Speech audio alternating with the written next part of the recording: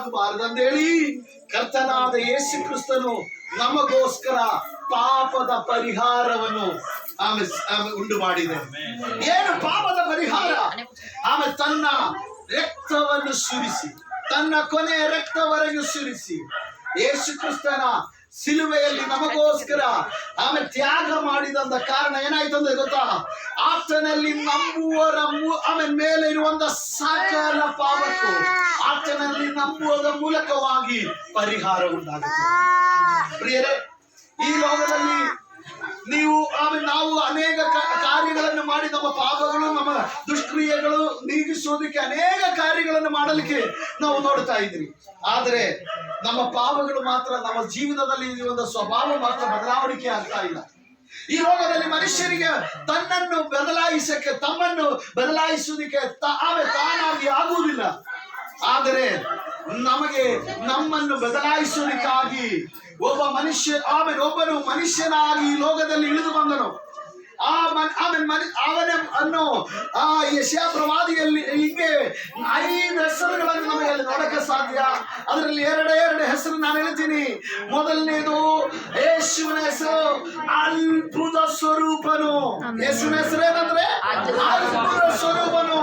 ನಿಮ್ಮ ಜೀವನದಲ್ಲಿ ಅದ್ಭುತ ಕಾರ್ಯಗಳನ್ನು ಮಾಡುವುದಕ್ಕೆ ಆತನು ಶಕ್ತನಾಗಿದ್ದಾನೆ. ಏನು ಅದ್ಭುತ ಸ್ವರೂಪನು. Is wonderful. ಇಂಗ್ಲಿಷ್ ಅಲ್ಲಿ ಅಷ್ಟೇ ವಂಡರ್ಫುಲ್ ಅಂತ. ಅದರ ಅರ್ಥ ಅದ್ಭುತ ಸ್ವರೂಪನು. ಆತನು ಹುಟ್ಟಿರುವುದು ಅದ್ಭುತ, ಆತನು ಜೀವಿಸಿರುವುದು ಅದ್ಭುತ, ಈ ಕಾಲಕ್ಕೆ ಬದಲಾವಣೆಯನ್ನು ಕೊಟ್ಟಿರುವಂಥದ್ದು ಅದ್ಭುತ. ನೋಡ್ರಿ, ಆಮೇಲೆ ಕಾಲವನ್ನು ಆಮೇಲೆ ಏಡಿಯನ್ನು ಬೀಸಿ ಎಂದು 2 ಭಾಗವಾಗಿ ಮಾಡಿ ಈ ಭೂಮಿಯಲ್ಲಿ ಇಳಿದು ಬಂದ ಆತನು ಯೇಸು ಸ್ವಾಮಿ. ನೋಡ್ರಿ, ಕ್ರಿಸ್ತ ಪೂರ್ವ, ಕ್ರಿಸ್ತ ಶಕ. ಓಕೆ, ಈ 2 ಮಾತಲ್ಲಿ ಎಲ್ಲಿದೆ? ಕ್ರಿಸ್ತನು ಇತಿಹಾಸವನ್ನು ಡಿವೈಡ್ ಮಾಡಿಕೊಂಡು ಅದರ ಮಧ್ಯದಲ್ಲಿ ಹಿಡಿದು ಬಂದಿದೆ. ಬೈಬಲಲ್ಲಿ ಅದಕ್ಕೆ ಹೆಂಗೆ ಹೇಳ್ತೇವೆ? ಕಾಲ ಸಂಪೂರ್ಣತೆ, ಪರಿಪೂರ್ಣವಾಗಿದ್ದಾಗ, ಕಾಲ ಪರಿಪೂರ್ಣವಾಗಿದ್ದಾಗ. ನೋಡ್ರಿ, ನಾವೆಲ್ಲರಿಗೂ ಆಮೇಲೆ 2000 ವರ್ಷದಲ್ಲಿ 2025ರಲ್ಲಿ ನಾವಿದ್ದೀವಿ. ನಾವು ಇಲ್ಲಿ 2000ದಲ್ಲಿ ಹುಟ್ಟಿರೋರು ಇರಬಹುದು, 1980ಗಳಲ್ಲಿ ಹುಟ್ಟಿರುವುದು, 70ಗಳಲ್ಲಿ ಹುಟ್ಟಿರೋರು ಇರಬಹುದು, 60ಗಳಲ್ಲಿ ಹುಟ್ಟಿರೋರು ಇರಬಹುದು. ನೋಡ್ರಿ, ಇದರ ಮಧ್ಯದಲ್ಲಿ ನಾವಿದ್ದೀವಿ. ಅದೇ ರೀತಿಯಲ್ಲಿ ಆಮೇಲೆ ಕ್ರಿಸ್ತ ಪೂರ್ವ, ಕ್ರಿಸ್ತ ಶಕ ಎಂದ 2 ಆಮೇಲೆ ಕಾಲಾಂತರಗಳನ್ನು ಸೃಷ್ಟಿಸಿದ ದೇವರು. ನೋಡ್ರಿ, ಅದು ಒಂದು ಅದ್ಭುತ ಅಲ್ವಾ?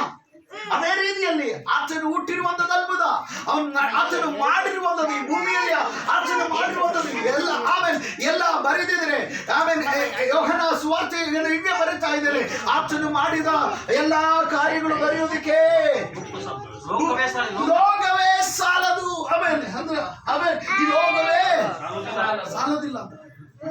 ಅದರ ಅರ್ಥ ಆತನು ಮಾಡಿದ ಅಷ್ಟೋ ಅದ್ಭುತಗಳು, ಎಷ್ಟೋ ರೋಗಿಗಳು ಗುಣಪಡಿಸಿ, ಎಷ್ಟೋ ಸತ್ತವರನ್ನು ಎಬ್ಬಿಸಿದ್ರಿ. ಎಷ್ಟೋ ರೀತಿಯಲ್ಲಿ ಇರುವಂತ ಕಷ್ಟಗಳಲ್ಲಿ ಇದ್ದಂಥವರನ್ನು ಗುಣಪಡಿಸಿದ್ರಿ. ಆತನು ಇವತ್ತು ಸಹ ಅದ್ಭುತ ಮಾಡತಕ್ಕಂಥವನು.